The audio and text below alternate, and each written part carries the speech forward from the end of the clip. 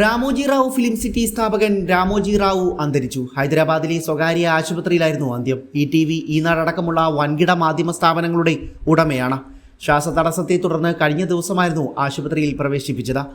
ആന്ധ്രാപ്രദേശിലെ കൃഷ്ണ ജില്ലയിലെ പെടവരിപ്പടിയിൽ ഒരു കാർഷിക കുടുംബത്തിലാണ് ചെടുകുരി രാമോജി റാവു ജനിച്ചത്. നിർമ്മാതാവ്, വിദ്യാഭ്യാസ പ്രവർത്തകൻ, പത്രപ്രവർത്തകൻ, മാധ്യമ സംരംഭകൻ എന്നീ നിലകളിൽ വ്യക്തിമുദ്ര പതിപ്പിച്ചു.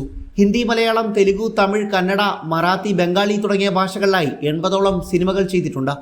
4 ഫിലിംഫെയർ അവാർഡുകളും ദേശീയ ചലച്ചിത്ര അവാർഡും നേടി.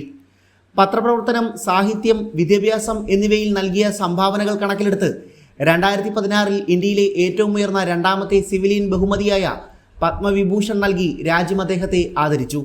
ഉഷാകിരൺ മൂവീസിന്റെ സ്ഥാപകൻ കൂടിയാണ് രാമോജി റാവു. 1983 ഈ ചലച്ചിത്ര നിർമ്മാണ കമ്പനി ആരംഭിക്കുന്നത്.